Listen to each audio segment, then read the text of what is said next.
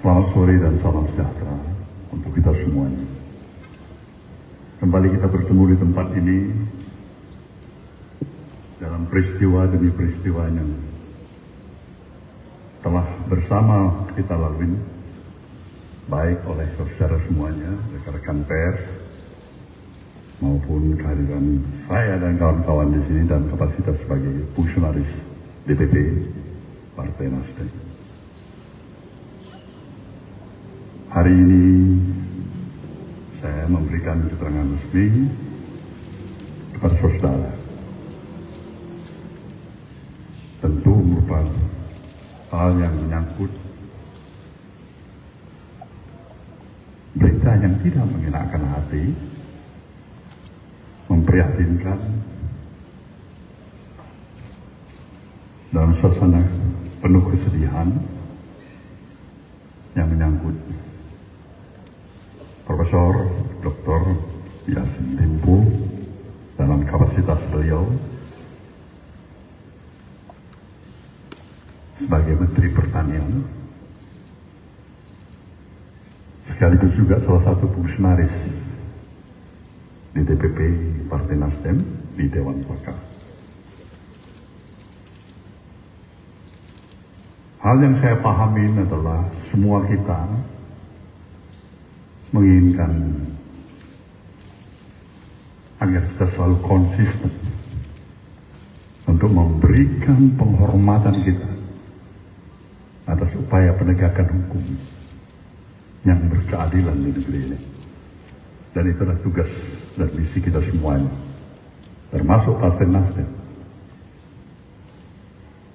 Maka di luar dugaan, baik oleh diri saya dan semua kawan-kawan, dan saya yakin juga di luar dugaan daripada Bung Syahrul Yassin Limpo,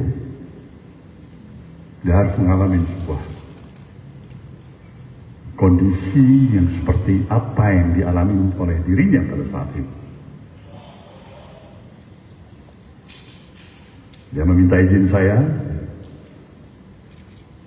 setelah mendapat izin dari Bapak Presiden untuk melakukan kunjungan kerja ke luar negeri,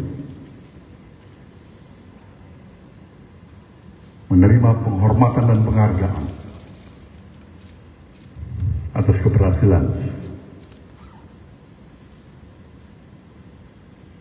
pemerintah Indonesia, CQ, departemen yang dipimpin oleh lembaga FAO di bawah naungan PBB. Di saat dia menerima penghargaan seperti itu, yang juga merupakan, saya pikir, kebanggaan bagi kita semuanya, di dalam negerinya dia mengalami suatu peristiwa yang saya bisa pahamin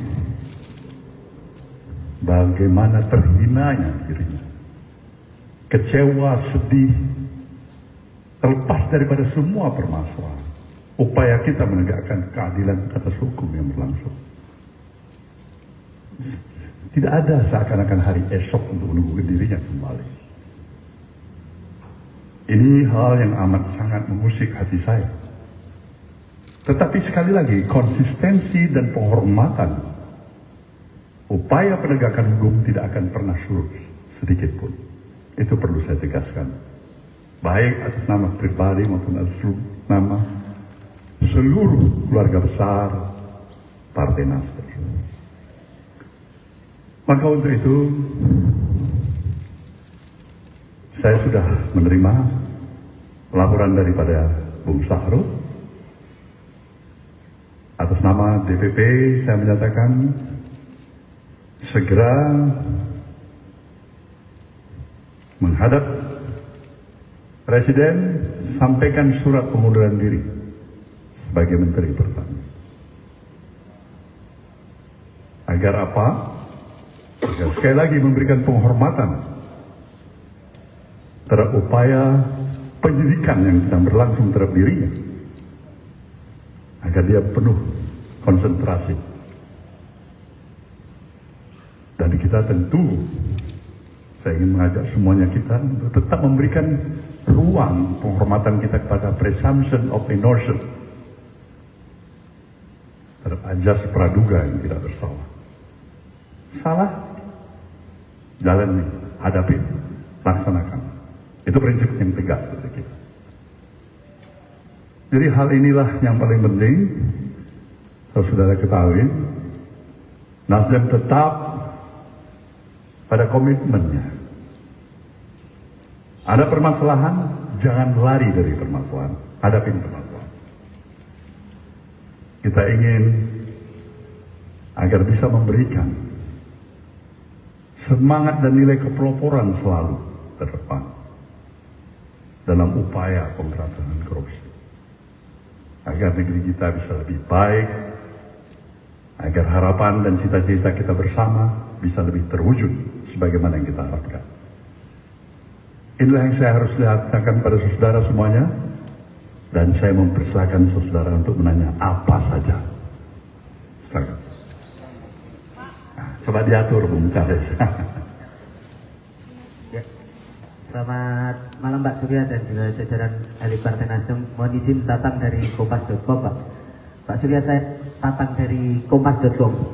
Pak Surya, mohon izin bertanya, ini kan kasus Pak SYL sedang diduga terlibat kasus korupsi dan sedang diusut oleh KPK. Tadi Pak Surya mengatakan bahwa Pak SYL diminta untuk mengundurkan diri dari kabinet Pak Jokowi. Lantas sikap terkait dengan Ibu Siti Nurbaya Bakar seperti apa Pak? Apakah juga akan ditarik dari kabinet Pak Jokowi atau seperti apa?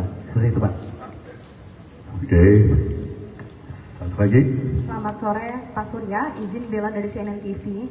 Pak Surya, tadi pagi kan juga Pak SYL ini mendatangi Polda Metro Jaya untuk memberikan keterangan terkait dengan adanya dugaan kasus suap gitu ya.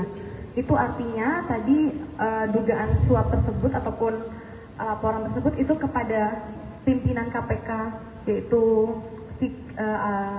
Firly Bahuri atau seperti apa Pak? Boleh dijelaskan? Terima kasih. Satu lagi. Selamat sore Pak Surya Paloh dan jajaran dari Partai Nasdem. Saya Santi Dewi Pak dari IDN Times. Ada dua pertanyaan izin Pak Surya. Yang pertama, ini kan merupakan kali kedua ya Pak. Kita seolah-olah kayak dejavu nih, kembali ke situasi ketika waktu Pak Joni Plate juga dalam situasi ini begitu. Apakah menurut Pak Surya ini juga bagian dari politisasi hukum begitu? Karena seperti yang tadi disampaikan oleh rekan saya Bella dari CNN, ada dugaan pemerasan yang justru diduga kuat dilakukan oleh pihak KPK yang tengah mengusut perkara hukum di mana Pak Mentan saat ini sedang berperkara begitu. Kemudian yang kedua Pak Surya, ini kan sudah ada dua menteri dari pihak Nasdem yang tersangkut kasus hukum begitu. Apakah Pak Surya khawatir hal ini akan mempengaruhi elektabilitas pasangan Amin untuk menghadapi pemilu 2024? Terima kasih Pak. Baik. Yang pertama, tentu seperti apa yang saya katakan, Mbak Baya sedang bekerja sebagaimana mestinya dengan kemampuan profesionalisme yang ada pada dirinya menjalankan misi dan tugas di dalam kabinet. Apakah Pak Baya akan ditarik? Nggak ada kaitannya. Kita berdoa mudah-mudahan tidak terjadi. Jadi jawabannya, nah, Pak Baya jalan kerja sebagaimana mestinya. Ya. Kedua,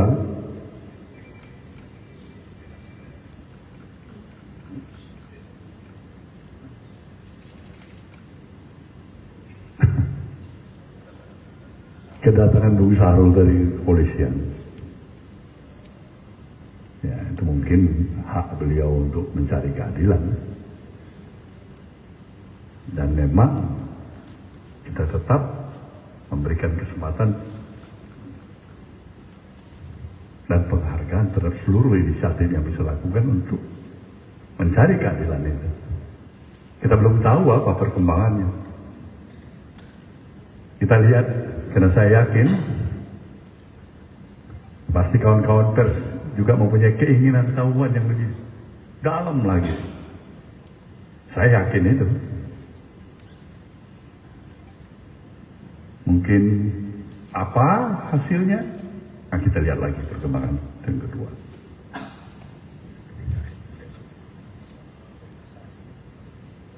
Nah, soal masalah politisasi hukum, kita berupaya jangan sempat itu terjadi. Kan itu semangat kita. Kalaupun itu udah kita upayakan tapi tetap terjadi, nah itu di luar daripada kemampuan kita. Kita menjaga, kalau dari pihak Nasdem pasti menjaga saya. Tidak ada upaya politisasi hukum. Tapi kita kan bukan penegak hukum, sebagai institusi partai politik. Tapi kalau apakah ada yang menjamin, menggaransi sepenuhnya aparat penegak hukum bebas sama sekali? Tidak ada politisasi terhadap masalah penegakan hukum. Nah, itu catatan pinggir, rekam jejak, dan sebagainya. Saya pikir kawan-kawan pers juga lebih memahami itu. Pastilah ada pengaruhnya pada elektabilitas partai.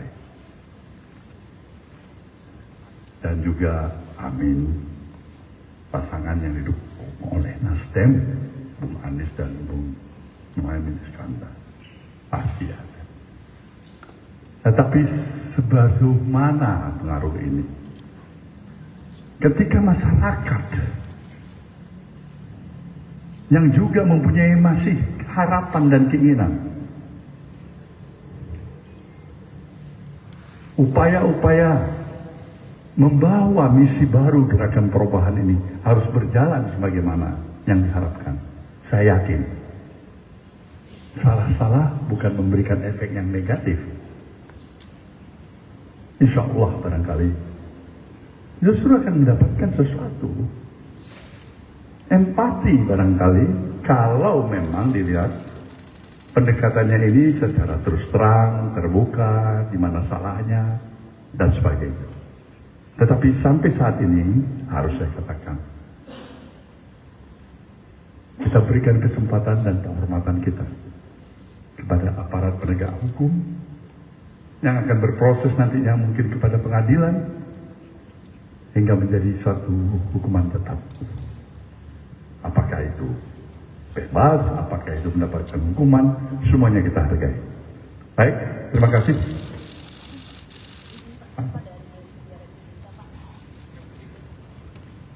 Izin Pak Surya, Eva dari Media Republika ingin bertanya Pak, 8 tahun yang lalu, sekitar pada tanggal 3 Juni 2015, Pak Surya Paloh pernah membuktikan bahwa akan membubarkan partai jika kedapatan kadernya korupsi. Sejak tahun itu ada banyak kejadian korupsi dari kader Nasdem, baik kepala daerah dan sekarang menteri setelah Pak Plate, kemudian Pak SL. Bagaimana Pak terkait dengan itu? Bagus, ini pertanyaan untuk klarifikasi. Ada rekam jejaknya ucapan itu? Ada? Coba bacakan. Supaya teman-teman tahu. Gimana? Bacakan. Di pemberitaan Republika Pak. Republika yang menulis Republika. Iya, benar. Dan ditanya oleh Republika. Oh. Kapan saya bicara? Kepada siapa saya bicara? Di mana audiens? 3 Juni 2015 saat pembekalan caleg Partai Nasdem. Ya, nggak demikian meaningnya. Nggak ada lebih tolol. Ketua Umum Partai mengatakan kalau ada kader partai yang korupsi, partai dibubarkan. Bodoh deh. Jadi itu tidak benar Pak, ucapan itu. Enggak, itu dia salah. Karena memang tidak ada itu. Meaningnya bukan begitu. Jadi makna yang sesungguhnya bukan itu. Spirit semangat kita untuk anti korupsi nggak ada artinya kita ini kalau kader kita jangan bisa melakukan perbuatan-perbuatan tercela. Untuk apa kita punya institusi seperti ini? Nah, spirit adalah seperti itu. Jadi bukan letterlek. Ada kader partai.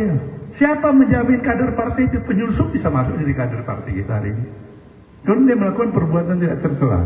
Kemudian pada anak-anak negeri ini yang datang dengan penuh cita-cita, idealisme, pengabdian, berjuang bersama di dalam suatu partai, harus menjadi korban karena 1, 2, 3 orang yang tidak tepat.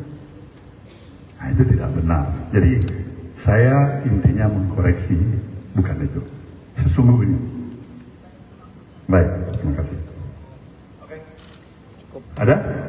Baik teman-teman semuanya, saya aturkan terima kasih dalam suasana yang kita mungkin bisa press conference jauh lebih gembira lagi dari hari ini. Wabillahi taufiq wal hidayah. Wassalamualaikum warahmatullahi wabarakatuh.